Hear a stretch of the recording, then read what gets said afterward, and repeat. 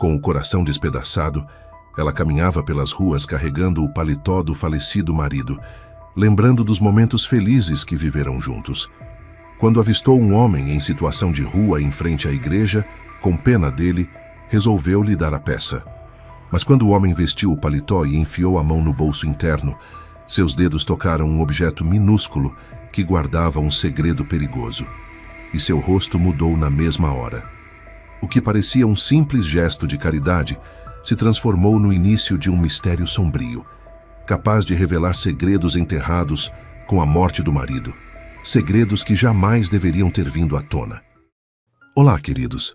Estou de volta com mais uma história incrível que vai mexer com suas emoções. Se esta história tocar seu coração, não esqueçam de curtir. É só um clique para vocês, mas significa muito para mim. E nos comentários me digam de qual país e cidade estão assistindo. Vamos começar esta jornada juntos. Helena caminhava lentamente pelos corredores silenciosos do Hospital Central de Valmont.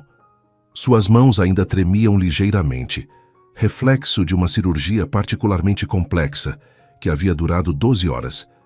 Aos 35 anos, ela era considerada uma das neurocirurgiãs mais talentosas não apenas da cidade, mas de toda a região. Sua reputação havia se construído através de anos de dedicação incansável, noites sem dormir e uma precisão cirúrgica que beirava o sobrenatural. Mas nada disso importava agora. Há 3 meses, sua vida havia desmoronado como um castelo de cartas. A pequena igreja de São Sebastião ficava a apenas 2 quadras do hospital. Helena havia desenvolvido o hábito de visitá-la após os plantões mais difíceis, especialmente nas manhãs silenciosas, quando a luz dourada filtrava através dos vitrais coloridos. O ambiente tranquilo e o aroma suave das velas acesas lhe proporcionavam a paz que tanto necessitava desde a morte de Gabriel. Gabriel Montes havia sido muito mais que seu marido. Era seu melhor amigo, seu confidente, sua âncora em um mundo que frequentemente testava os limites da resistência humana.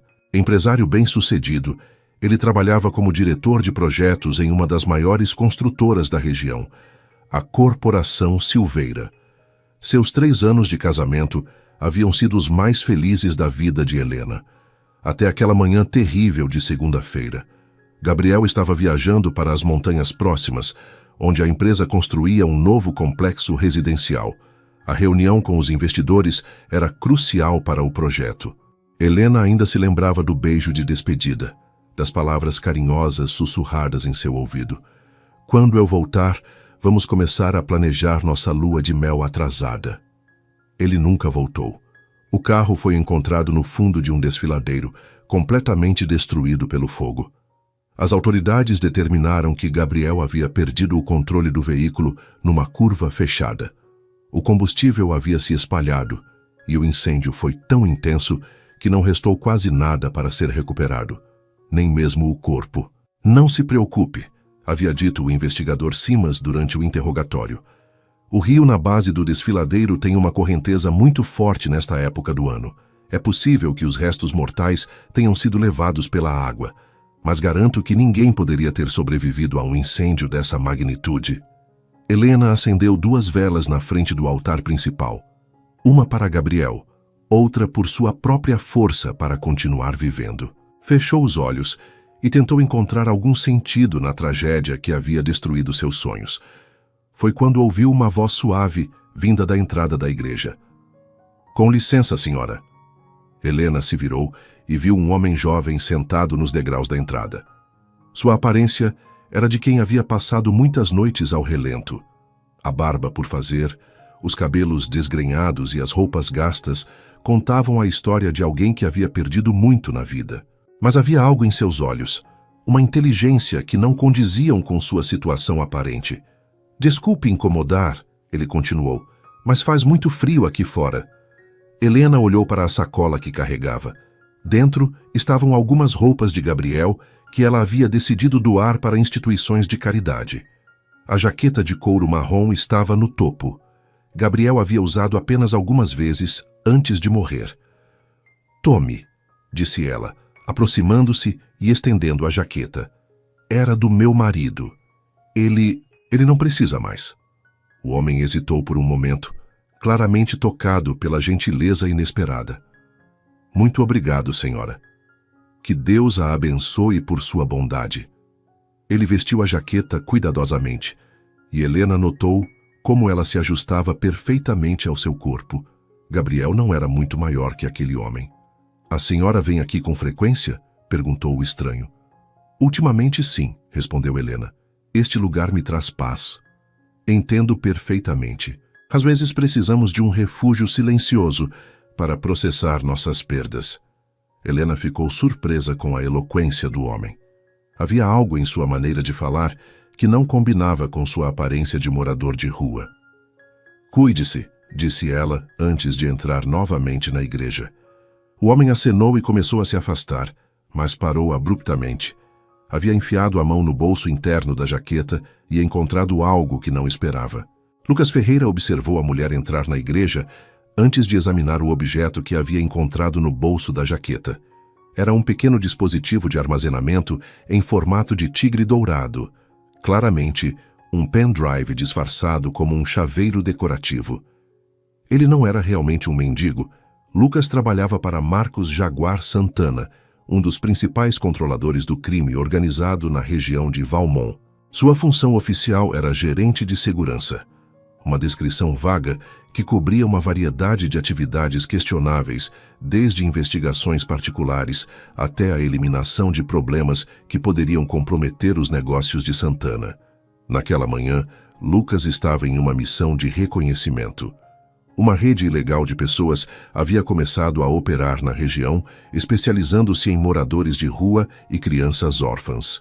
Eles forçavam suas vítimas a mendigar e, posteriormente, as negociavam para organizações ainda mais sinistras.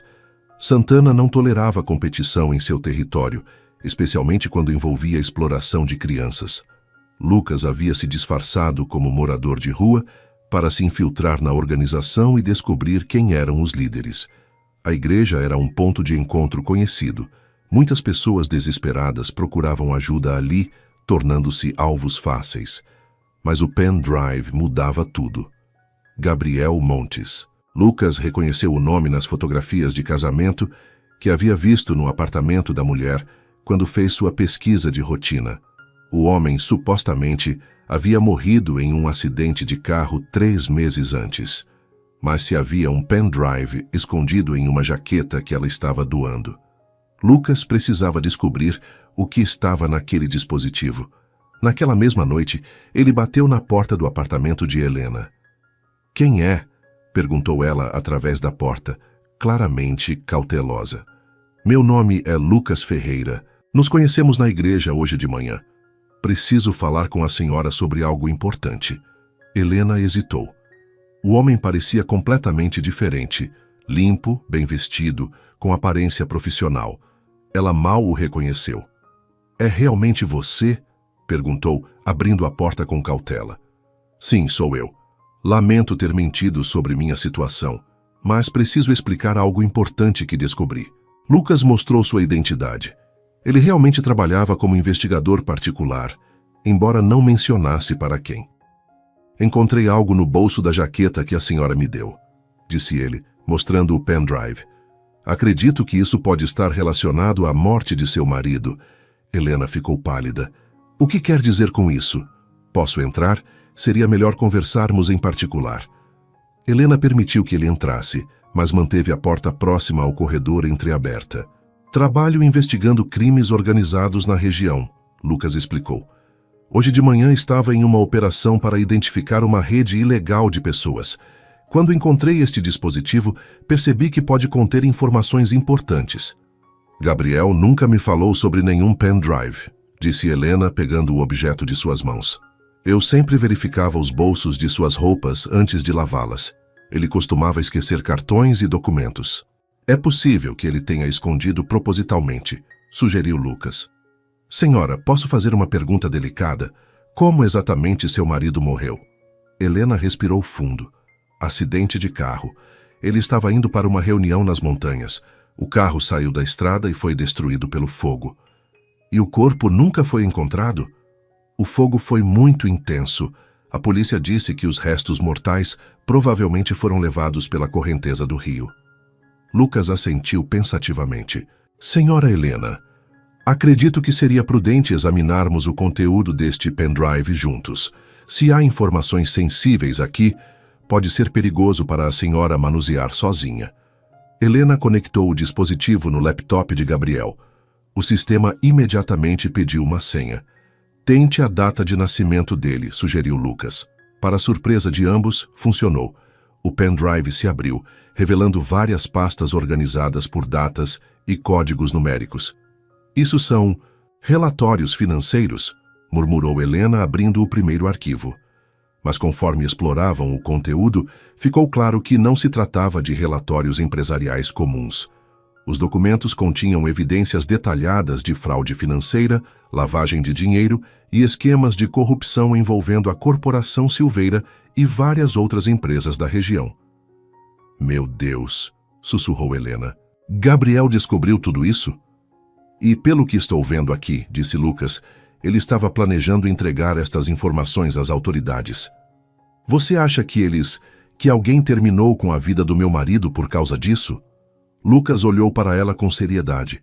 Senhora Helena, acredito que seu marido não morreu em um acidente. Helena mal conseguiu dormir naquela noite. As revelações sobre Gabriel a haviam deixado em estado de choque. Como ele havia conseguido reunir tantas evidências sem que ela percebesse? E mais importante, quem eram os verdadeiros responsáveis por sua morte? Lucas havia partido com a promessa de investigar mais profundamente os nomes mencionados nos documentos. Muitos estavam codificados, mas alguns padrões eram reconhecíveis. Ele suspeitava que a própria empresa onde Gabriel trabalhava estava envolvida até o pescoço nos esquemas criminosos. Por volta das 2 da manhã, Helena foi despertada por ruídos estranhos vindos do corredor. Inicialmente pensou que poderia ser algum vizinho chegando tarde, mas quando ouviu o som metálico de alguém mexendo na fechadura de sua porta, soube que estava em perigo. Saltou da cama silenciosamente e pegou um martelo da gaveta da cozinha. Seu coração batia tão forte que ela temia que os intrusos pudessem ouvi-lo. Que droga, essa porta tem mais travas que um cofre, murmurou uma voz masculina do lado de fora. Relaxa, respondeu outra voz. Se ela tivesse alguma coisa mesmo, já teria aparecido até agora. O chefe disse para não deixar rastro. Se ela tem aqueles documentos, ela não tem nada. Aposto que nem sabe que o marido estava metido em confusão. Helena conteve a respiração. Eles estavam falando sobre os documentos do pendrive. Mas como haviam descoberto tão rapidamente? Após cerca de 20 minutos tentando forçar a entrada, os homens desistiram. Vamos tentar amanhã, disse um deles. Se ela não entregar o que queremos, vai ter que ser do jeito difícil. Helena esperou até ter certeza de que haviam partido antes de telefonar para Lucas. Eles estiveram aqui, disse com a voz trêmula. Tentaram entrar no meu apartamento. Eu estava esperando isso, respondeu Lucas. Alguém descobriu que você tem o pendrive. Pode ter sido minha culpa. É possível que tenham me seguido até sua casa ontem. O que eu faço agora? Preciso providenciar proteção para você. Conheço algumas pessoas confiáveis que podem ajudar. Enquanto isso, tente agir normalmente. Não deixe que percebam que você sabe sobre as intenções deles. Mas Helena não conseguia agir normalmente. No hospital, durante as cirurgias, sua concentração estava comprometida. Colegas começaram a notar sua ansiedade. Como poderia explicar que sua vida estava em perigo por causa de um pendrive que revelava um esquema de corrupção ligado à morte de seu marido? Durante o fim de semana, ela decidiu procurar ajuda de Diego Silveira, o melhor amigo de Gabriel e também funcionário da Corporação Silveira. Diego e Gabriel haviam trabalhado juntos por anos, desenvolvendo uma parceria tão próxima que colegas os chamavam de a dupla dinâmica. Se alguém pudesse ajudá-la a entender os códigos nos documentos de Gabriel, seria Diego. Helena. Diego pareceu genuinamente feliz em vê-la quando chegou ao apartamento dele naquele sábado. Como você está? Tenho pensado muito em você desde o funeral. Diego, preciso da sua ajuda com algo muito importante, disse ela mostrando o pendrive. O rosto de Diego mudou instantaneamente quando ela explicou o que havia descoberto. Se essas informações se tornarem públicas, disse ele após examinar alguns documentos, nossa empresa será completamente destruída. Não apenas alguns gerentes, Helena. Estamos falando do conselho de diretores, pessoas ligadas à administração municipal, talvez até políticos estaduais.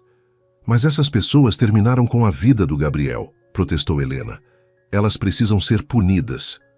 Eu entendo sua dor, disse Diego, mas você precisa pensar nas consequências. Milhares de empregos serão perdidos. Famílias inteiras ficarão na miséria. Helena percebeu algo estranho no comportamento de Diego. Ele parecia mais preocupado com a proteção da empresa do que com justiça para Gabriel. Olha, continuou Diego, eu tenho programas de computador que podem decifrar os códigos que Gabriel usou. Se você me deixar o pendrive por alguns dias, posso fazer cópias dos documentos e trabalhar neles calmamente. Para você seria muito mais seguro do que manter isso em casa. Havia algo no olhar de Diego que fez Helena hesitar, uma urgência desesperada que não parecia natural. Prefiro que você trabalhe aqui, respondeu ela. Pode usar o computador de Gabriel. Faça o que precisar com os dados, mas não posso entregar o pendrive. Uma sombra passou pelo rosto de Diego. Helena, por que você não confia em mim? Diego, neste momento não posso confiar completamente em ninguém. Desculpe. Ela rapidamente fechou o laptop e guardou o pendrive no bolso. Realmente não tinha motivos específicos para suspeitar de Diego, mas algum instinto a alertava para não entregar aquele dispositivo. Depois que Diego partiu, Helena se deu conta de que estava verdadeiramente sozinha nesta situação. Não podia confiar na polícia. Os documentos sugeriam que alguns policiais também estavam envolvidos no esquema. Não podia confiar nos amigos de Gabriel. Qualquer um deles poderia estar comprometido. E Lucas, ela ainda não sabia se podia confiar nele completamente. A situação se tornou insustentável. Helena não conseguia mais trabalhar adequadamente, sabendo que homens perigosos poderiam estar a observando a cada momento. O medo constante estava afetando sua capacidade de concentração durante as cirurgias, algo inaceitável em sua profissão. Contra as instruções de Lucas, ela decidiu procurar a polícia diretamente. Na delegacia central de Valmont, Helena perguntou por Lucas Ferreira, esperando confirmar suas credenciais antes de revelar o que sabia. Como disse que ele se chama? Perguntou o oficial de plantão, Sargento Morales. Lucas Ferreira. Ele disse que trabalha em uma divisão especial de combate ao crime organizado. O sargento Morales consultou seus registros por alguns minutos, depois ligou para outros departamentos. Senhora, deve haver algum engano, disse finalmente. Não temos nenhum Lucas Ferreira em nosso quadro. Na verdade, não existe nenhum investigador com esse nome em toda a região. Helena sentiu o mundo girar ao seu redor. Apoiou-se no balcão da recepção, tentando processar a informação. Tem certeza? Perguntou com a voz fraca. Absoluta. A senhora pode ter sido vítima de algum tipo de golpe. Helena saiu da delegacia em estado de choque. Lucas havia mentido sobre sua identidade. Mas por quê? O que ele realmente queria com o pendrive? Naquela mesma noite, Lucas apareceu em sua porta novamente. Sei que você foi à polícia, disse ele através da porta fechada. E sei que descobriu que menti sobre quem eu sou. Não vou abrir esta porta, gritou Helena. Não sei quem você é realmente, mas não vou mais cair nas suas mentiras.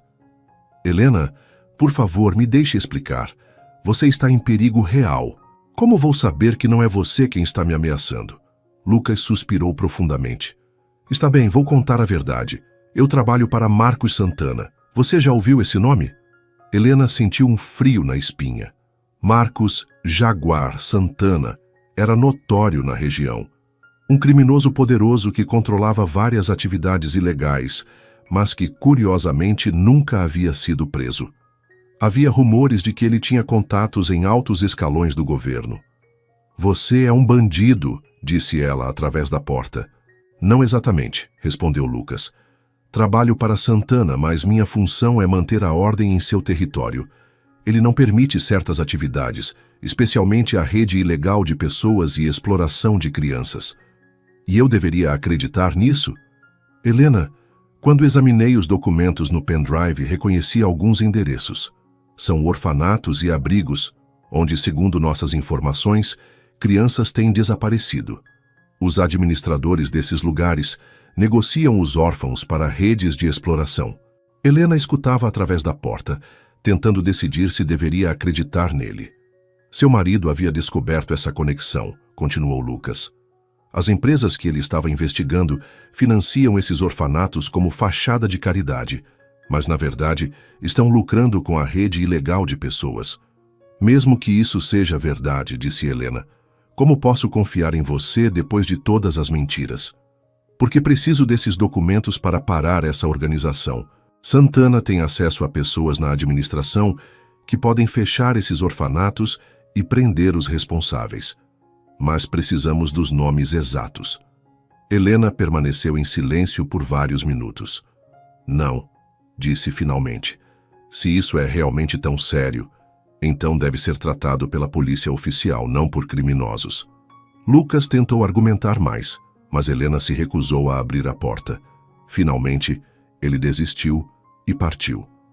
Helena decidiu que sua única opção era tornar pública toda a informação. Se a história chegasse à mídia, os criminosos seriam forçados a se esconder e ela estaria mais segura. Helena procurou Diego novamente, desta vez decidida a expor toda a verdade publicamente.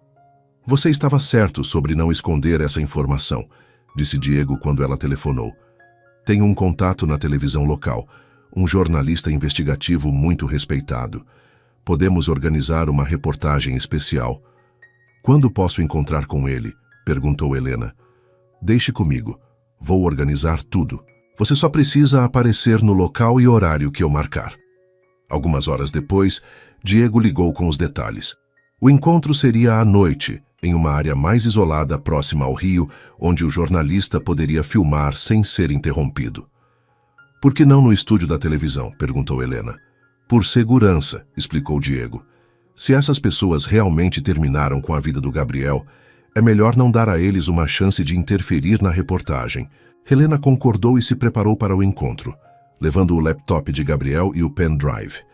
O local escolhido era uma área pitoresca às margens do rio Esperança, com vista para as montanhas. Quando Helena chegou, o sol já estava se pondo, criando uma atmosfera quase romântica, que contrastava com a gravidade da situação. Ela esperou por mais de 1 hora. Diego enviou algumas mensagens pedindo desculpas pelo atraso do jornalista, alegando problemas técnicos de última hora. Finalmente, Helena viu um SUV escuro se aproximando. Presumindo que fosse a equipe de reportagem, ela se dirigiu ao veículo. Foi quando percebeu seu erro terrível. 2 homens grandes saltaram do carro e a agarraram pelos braços antes que ela pudesse reagir. Não faça barulho, disse um deles, empurrando-a para dentro do veículo. Onde está o pendrive? Que pendrive? Helena tentou fingir ignorância, mas era tarde demais. O Diego nos contou tudo, disse o segundo homem vasculhando sua bolsa. Você realmente pensou que poderia expor nossos negócios sem consequências? Diego os enviou? Perguntou Helena, ainda esperando que houvesse algum engano. Os homens riram. Diego trabalha para nós há anos. Ele foi quem organizou o acidente do seu marido. Helena sentiu como se tivesse levado um soco no estômago. Diego, o melhor amigo de Gabriel, havia orquestrado sua morte. Aqui está, disse um dos homens encontrando o pendrive na bolsa dela. A patroa vai ficar feliz. A patroa? Perguntou Helena. Você vai conhecer ela em breve, disse o homem puxando uma faca. Mas não se preocupe, não vai durar muito. Helena sabia que tinha apenas uma chance. Quando o homem com a faca se inclinou em sua direção, ela gritou: Esperem, tenho uma mensagem do Jaguar para vocês. Os 2 homens se entreolharam, confusos. Do Jaguar? Perguntou um deles. Marcos Santana, disse Helena, esperando que o nome tivesse algum efeito. Ele disse que vocês saberiam o que fazer. Por alguns segundos cruciais, os homens hesitaram, tentando processar essa informação inesperada. Foi tempo suficiente para Helena empurrar a porta do carro e rolar para fora, descendo pela encosta em direção ao rio. Peguem ela! gritou um dos homens, mas a escuridão crescente e a vegetação densa dificultavam a perseguição. Helena correu até não conseguir mais, finalmente se escondendo entre os arbustos próximos ao rio. Podia ouvir os homens procurando por ela, mas depois de algum tempo, eles desistiram. "Deixa pra lá", ouviu um deles dizer. "Ela não vai sobreviver uma noite sozinha aqui. Os animais selvagens vão dar conta do serviço." Helena permaneceu escondida, até ter certeza de que os homens haviam partido. Estava ferida, assustada e completamente perdida. O frio da noite começava a penetrar suas roupas, e ela não fazia ideia de como voltar para a cidade. Foi quando ouviu uma voz jovem. "Senhora, você está bem?" Helena olhou para cima e viu um menino de aproximadamente 12 anos. Ele carregava uma vara de pescar e parecia conhecer bem a área. "Você viu aqueles homens que estavam me procurando?" perguntou ela. "Vi sim", respondeu o garoto. "Disse a eles que não tinha visto nenhuma mulher por aqui. Eles eram perigosos?" "Muito perigosos. Obrigada por me proteger." "Meu nome é Pedro", disse o menino. "Moro aqui perto. Quer vir para minha casa? Está fazendo muito frio." Helena seguiu Pedro até uma pequena cabana construída com materiais improvisados, mas surpreendentemente confortável. Havia até energia elétrica, fornecida por uma bateria portátil. "Você mora sozinho?" perguntou Helena preocupada. "Sim. Meus pais morreram em um incêndio há 2 anos. Prefiro viver aqui do que no orfanato." "Por que não no orfanato? Lá você teria comida, educação, cuidados médicos." Pedro fez uma expressão amarga. "O diretor do orfanato, Sr. Augusto, não está interessado no bem-estar das crianças. Ele nos usa para ganhar dinheiro." Helena sentiu um frio na espinha. "Como assim?" "Ele força as crianças a mendigar nas ruas e fica com todo o dinheiro.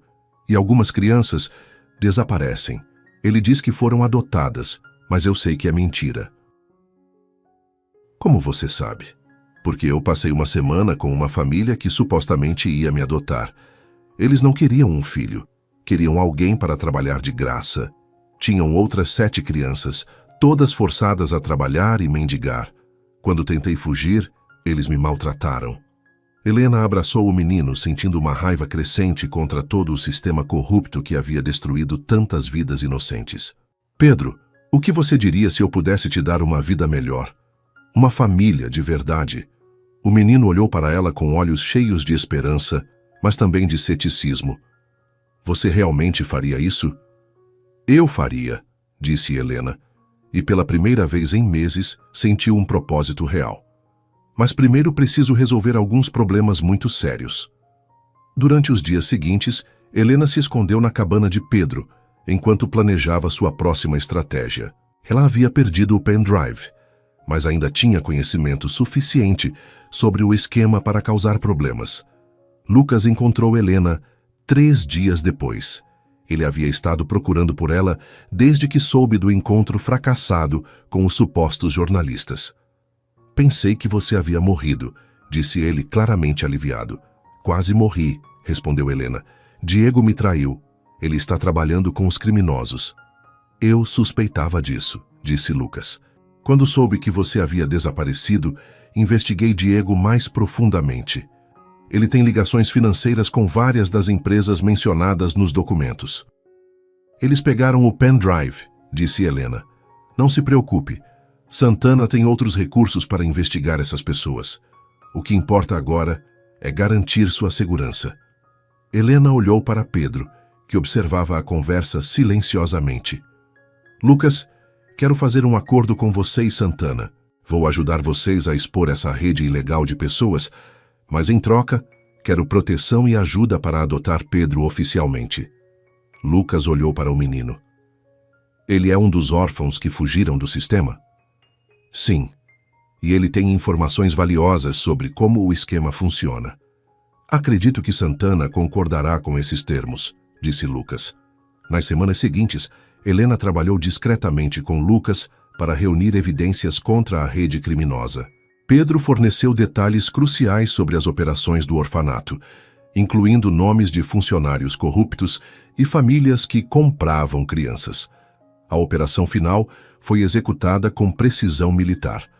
Santana usou seus contatos para coordenar batidas simultâneas em 12 locais diferentes, incluindo o orfanato, várias famílias adotivas falsas e os escritórios da Corporação Silveira.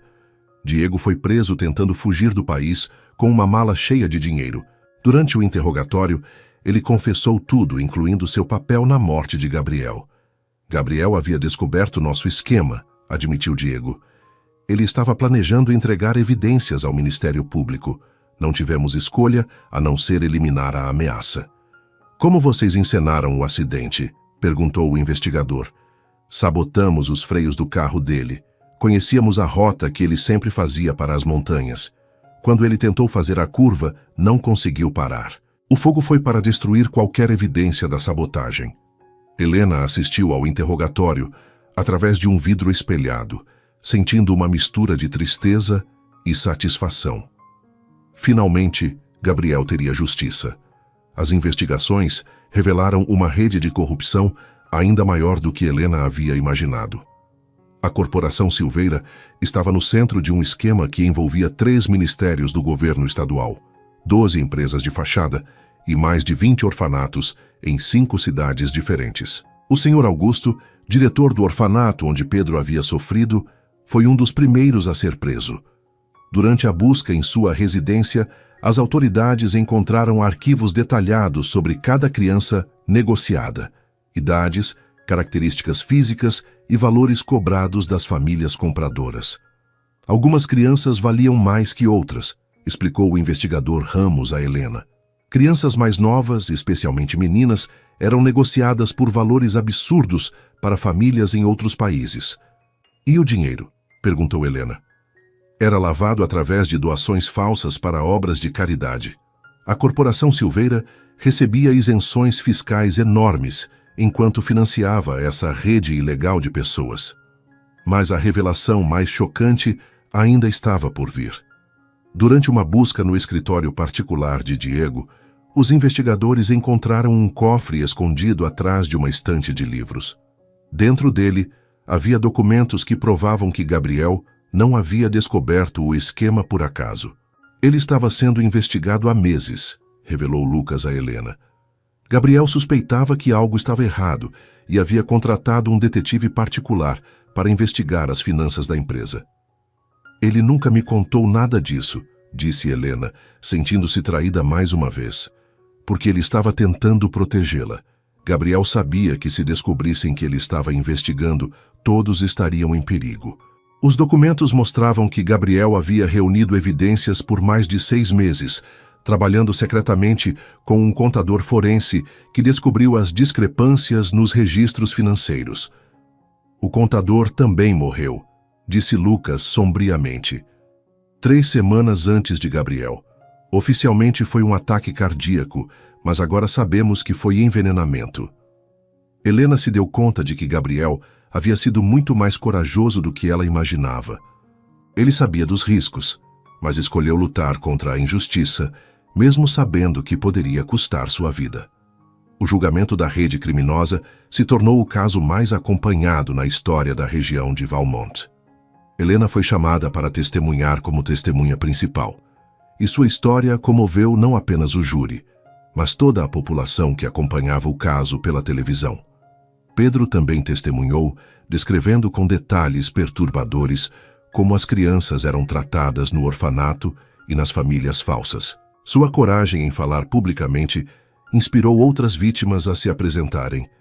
Eles nos diziam que éramos lixo, contou Pedro ao tribunal, sua voz pequena, mas firme, que ninguém nos amaria de verdade, então deveríamos ser gratos por ter um teto e comida, mesmo que fosse para trabalhar como explorados. O advogado de defesa de Diego tentou argumentar que ele havia sido coagido pelos verdadeiros líderes da organização, mas as evidências eram esmagadoras. Gravações telefônicas provavam que ele não apenas participava voluntariamente do esquema, como havia sido um dos principais arquitetos da operação. Durante seu depoimento final, Diego tentou justificar suas ações. Eu não queria terminar com a vida do Gabriel, disse ele, evitando olhar para Helena.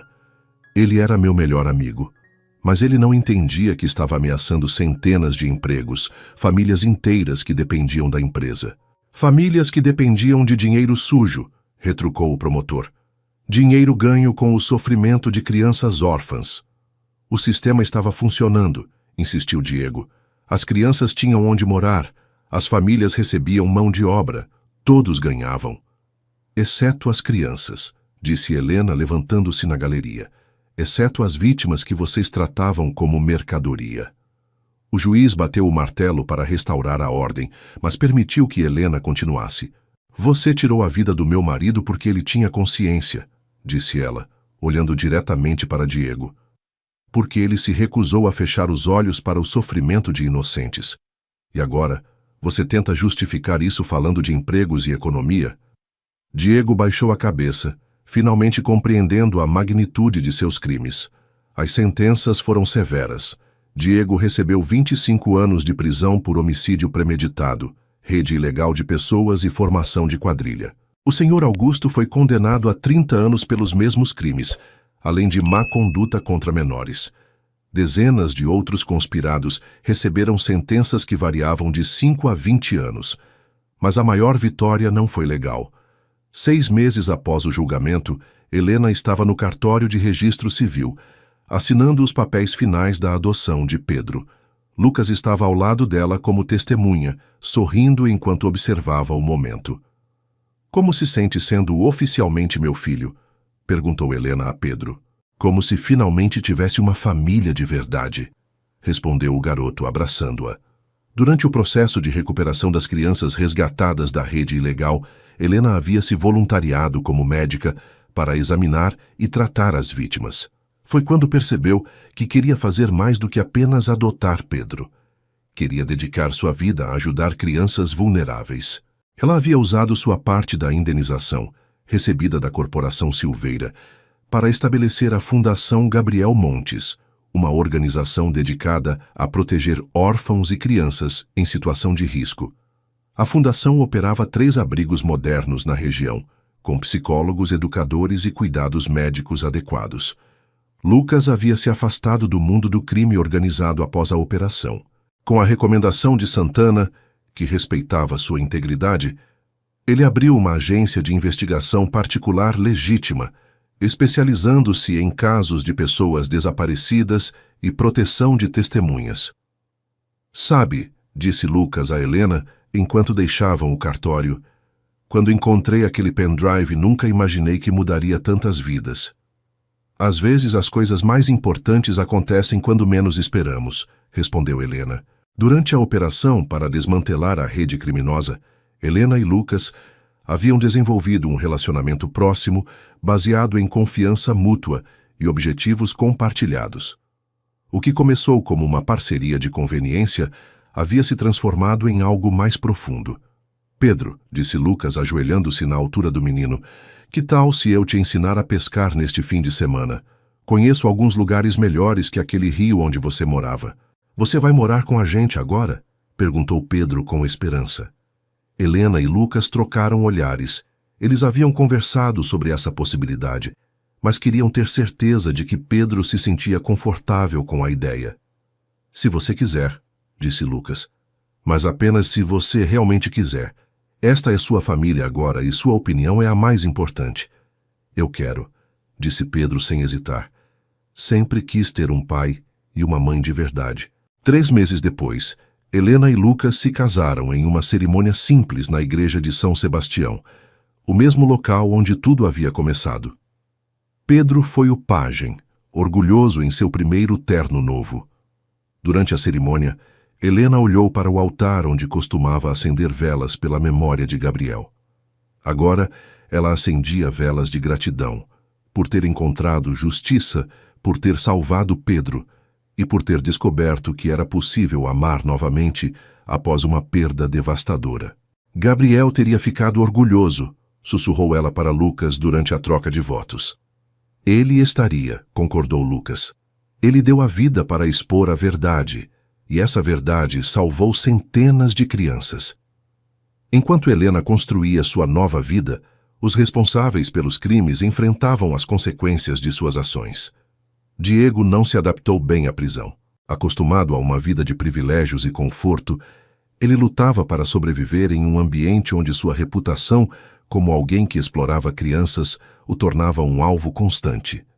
Outros prisioneiros tinham pouco respeito por criminosos que praticavam má conduta contra menores. Durante o segundo ano de sua sentença, Diego foi encontrado morto em sua cela. Oficialmente foi classificado como tendo tirado a própria vida, mas rumores sugeriam que outros prisioneiros haviam feito justiça com as próprias mãos. O Sr. Augusto enfrentou um destino similar. Sua arrogância e recusa em admitir culpa o tornaram impopular mesmo entre criminosos endurecidos. Ele foi transferido para várias prisões diferentes após sofrer ataques repetidos, vivendo em constante medo até sua morte de ataque cardíaco 5 anos depois. Os executores que haviam tentado terminar com a vida da Helena naquela noite próxima ao rio foram condenados a 15 anos cada um. Um deles, arrependido, forneceu informações valiosas sobre outras operações criminosas em troca de uma redução de pena. A Corporação Silveira foi completamente dissolvida. Seus ativos foram vendidos e o dinheiro usado para indenizar as vítimas e financiar programas de proteção infantil. O prédio principal da empresa foi transformado em um centro de educação profissionalizante para jovens em situação de vulnerabilidade. Vários políticos e funcionários públicos envolvidos no esquema perderam seus cargos e enfrentaram processos criminais. As reformas no sistema de proteção à infância que se seguiram se tornaram modelo para outras regiões do país. Helena estava em seu escritório na Fundação Gabriel Montes, revisando relatórios sobre os novos programas de adoção responsável que haviam implementado. A organização agora operava em 12 cidades e havia ajudado mais de 500 crianças a encontrar famílias amorosas. Pedro, agora com 17 anos, entrou correndo em seu escritório. Mãe, chegou a carta da universidade. Helena sorriu. Pedro havia se dedicado intensamente aos estudos e se candidatado ao curso de Direito, com o objetivo de se tornar promotor especializado em direitos da criança. E então? Perguntou ela, fingindo suspense, embora já soubesse a resposta pela expressão radiante no rosto do rapaz. Passei, com bolsa integral. Helena o abraçou, sentindo lágrimas de orgulho. O menino assustado que ela havia encontrado naquela cabana próxima ao rio havia se tornado um jovem confiante, compassivo e determinado a fazer a diferença no mundo. Lucas entrou no escritório alguns minutos depois, carregando uma menina de 3 anos nos braços. Como foi a consulta médica da Sofia? Perguntou Helena. Perfeita, respondeu Lucas. A pediatra disse que ela está se desenvolvendo normalmente. Nenhum sinal dos traumas que sofreu antes. Sofia havia sido resgatada de uma das últimas operações da rede ilegal. Seus pais biológicos haviam morrido em um acidente e ela estava sendo preparada para ser negociada quando a polícia interveio. Helena e Lucas a adotaram 6 meses depois, dando-lhe o amor e cuidado que toda criança merecia. Pedro passou na universidade, anunciou Helena. Sabia que passaria, disse Lucas, batendo no ombro do rapaz. Estamos muito orgulhosos de você. Naquela noite, durante o jantar em família, Pedro fez um anúncio. Quero mudar meu nome oficial, disse ele, para Pedro Gabriel Ferreira Montes. Helena ficou tocada. Tem certeza? Absoluta. Gabriel deu a vida para nos proteger. Quero honrar sua memória levando seu nome. Lucas assentiu, aprovando. Acho que ele ficaria honrado. Enquanto colocava Sofia para dormir naquela noite, Helena refletiu sobre a jornada extraordinária que sua vida havia tomado. Começara com uma tragédia terrível, a morte de Gabriel. Mas havia se transformado em algo belo e significativo. Ela havia perdido um marido, mas ganhado uma família maior. Havia enfrentado criminosos perigosos, mas salvado centenas de crianças. Havia descoberto traição de pessoas próximas, mas também encontrado amor verdadeiro novamente. Obrigada, Gabriel, sussurrou ela, olhando uma fotografia dele na mesinha de cabeceira. Por ter sido corajoso o suficiente para lutar pela justiça, por ter tornado possível salvar todas essas crianças. Na manhã seguinte, Helena estava novamente na igreja de São Sebastião, mas desta vez não para chorar pela perda.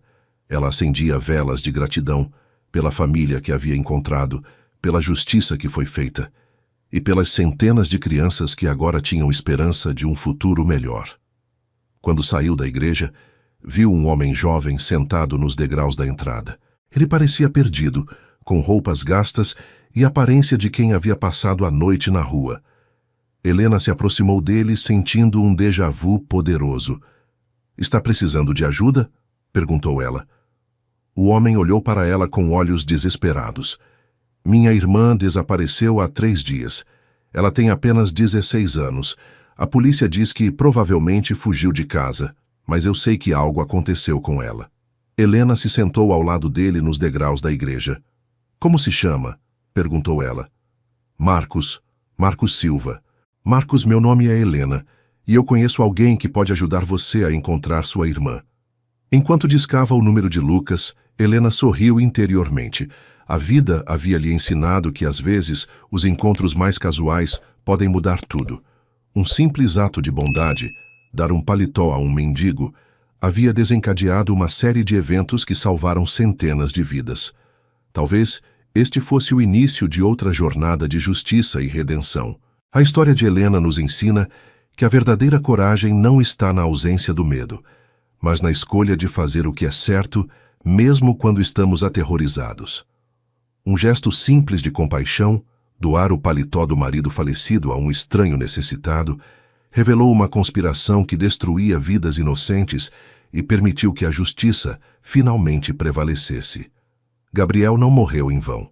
Sua investigação corajosa, mesmo custando sua própria vida, salvou centenas de crianças de um destino terrível.